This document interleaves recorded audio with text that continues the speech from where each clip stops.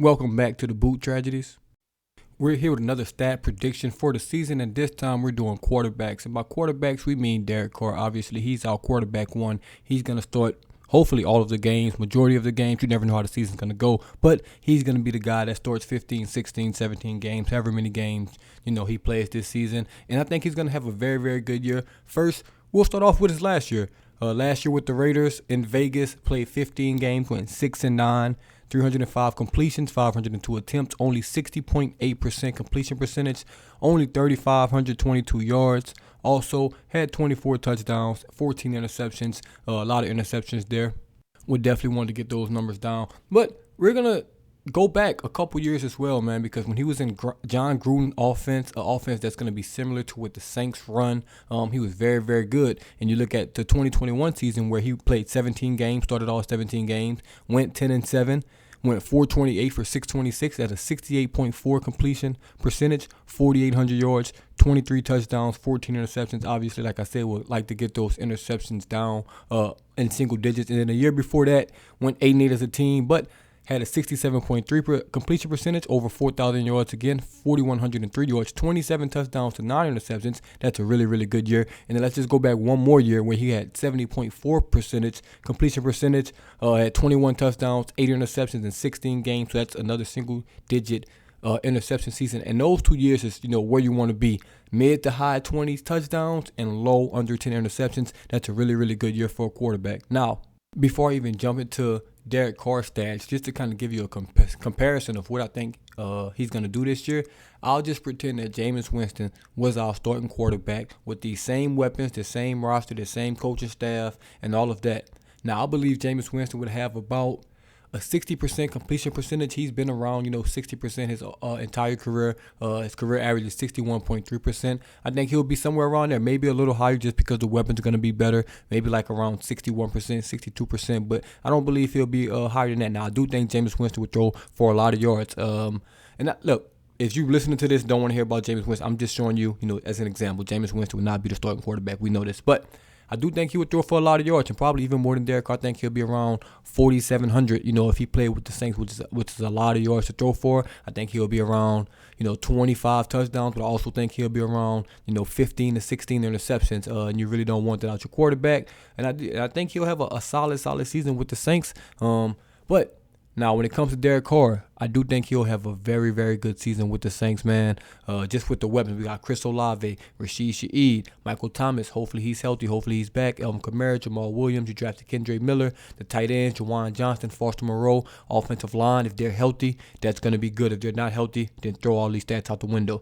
Now, I do think Derek Carr is going to be around 68 to 69% completion percentage. And that might seem like a lot, but like I said, when he was in that John Gruden offense, you can look at those numbers. 68.9%, 70%, 67% and 68.4%. I think he'll be right around 69%. He might even go above that 70%. It depends on how we're going to utilize Alvin Kamara out the backfield. I don't know how we're going to do that. So we'll just have to see from there. Now, his yardage. His career high in yardage so far, it's 4,804 yards. Do I think he'll scare that? I don't think he'll scare that. Now, you're going to notice I'm going to put him as less yardage than Jameis Winston just because Jameis Winston, more of a gunslinger and things like that. But I still put him at, I think he's going to have about 4,500 yards this season.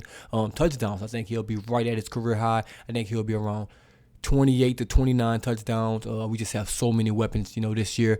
So I think it'll be a lot of touchdowns. I'm not going to say above 30 just because I think we're going to run the ball a lot in the red zone. You got those Taysom packages. You got Alvin Kamara and you got Jamal Williams. So his touchdowns probably won't be as high as they could be with the weapons around him. Now, interceptions, I think he'll throw about 8 this season. If he throws 8 interceptions, that's basically 1 every other game. I will be ecstatic with that performance by Derek Carr, man. Obviously, record, I won't get into that. That's just a whole another thing in its entirety. But I do think he'll have a very, very good season for the Saints. I think his name would just be an MVP races if the Saints are good enough. If that makes sense. I don't think he's going to be an MVP caliber quarterback like a Josh Allen, a Joe Burrow, or Patrick Mahomes. But if the Saints somehow win 12 games, 13 games, then obviously your quarterback's going to be mentioned in that MVP race. So I think he can sneak in that race just because, the Saints may be successful this year, if that makes any sense. I honestly think he's going to be a perfect quarterback for the situation, man. A guy, that's been in the league for a long time now. A guy that, won't get confused by defenses. A guy that can, pick up some of these blitzes and things like that. A lot of things that the Saints struggle with, especially with a in and out offensive line, center being out, guards being out, and things like that. So I think he'll definitely help with that. He'll help Pete Carmichael as well, man. A guy that's going to be in his second year under this offense, a second year really, at the helm of things, running the show. I think Derek Carr, a quarterback that he can trust, a quarterback that he knows, what he can do. He's had plenty of years to watch him throughout the league. So I think that'll be a good help to Pete Carmichael as well. But like I said, man, the weapons are going to be the big thing. The weapons in the offensive line is going to be the biggest thing for Derek Carr to succeed. If Michael Thomas is healthy, he's going to have a good season. If Michael Thomas is not healthy, then he may have a good season. But it's going to be very, very, hard, just harder to do without Michael Thomas in that lineup. But I do think Chris Olave is going to have a breakout season. Garrett Wilson won that Rookie of the Year, and I think that they kind of motivated Chris Olave. They were teammates. They're probably gonna be best friends until the day they die, man. So they're gonna have that back and forth. So Garrett Wilson, he's up 1-0 in the seasons right now. He's got that Rookie of the Year over you. Now it's your time to respond. I'm sure that have some friendly banter going, and I'm sure he wants to be better than him. So he's probably going to come out. I think he's going to have a really, really good season. I've been saying it for a while now. I think he's going to make a big, big improvement this upcoming season. Then you have Rashid Shaheed, who obviously, burst onto the scene last year. Going to be a full-time receiver. I think he's going to have a really, really solid year. Hopefully we get more chance with him. He's another year in the system. Like I said, Michael Thomas. Then you have a slew of guys. Battling for that 4, 5, 6 receiver spot. And that's only going to make them better because no one wants to get beat out. If you mess up, you got another guy, chomping at your heels ready to get in the game. Then I said the tight end situation, man, it's just going to be some good tight ends in the building this year. It's just simple as that. You got Juwan Johnson, you got Foster Moreau. That's already 2 really good tight ends in the building. We don't have the elite guy. We don't have the Kelsey. We don't have the Kittle, but we have 2 really, really good receivers, especially receiving threats, at that tight end position. And I think that's just going to make all the difference in the world for Derek Carr. Who knows, man? Mickey Loomis and Dennis Allen, they might not even be done right now. Who knows what they're going to do to shape this roster. But for now, man, that roster is looking good on the offensive end. I think it's set up for Derek Carr to have a really, really good season. And, man, the sky's the limit.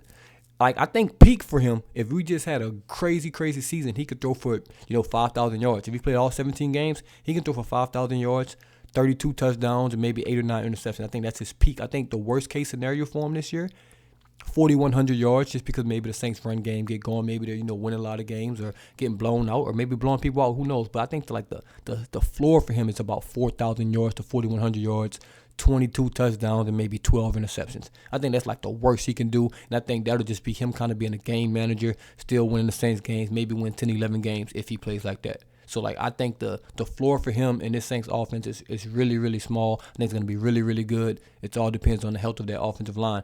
If you got Penning out there, with Andres Pete, with McCoy, with Ruiz, and with Ramchick, if those guys can play 10-plus games together. I'm just giving the benchmark at 10, which is very, very low. But, offensive linemen come in and out. But if those 5 can play 10 games together, and maybe one misses, if Ramchick missed a game here, and then Ruiz missed a game here, and Penny missed a game here, that's going to happen. Nicks and bruises to the NFL. If those guys can get 10 starts together, I think the Saints can go like 8-2 just in those 10 starts, in my opinion. Obviously, if one's out, they can still win that game. If 2 out, it's going to become a little harder. But if those guys just start 10 games, the Saints can win 8 of those games. I don't care what 8 games on the schedule you pick. The schedule's not that hard, which may or may not mean anything. You never know how good these NFL teams are going to be coming into the season. But, man, let me know what y'all think about Derek Carr. I think he's going to have a fantastic season.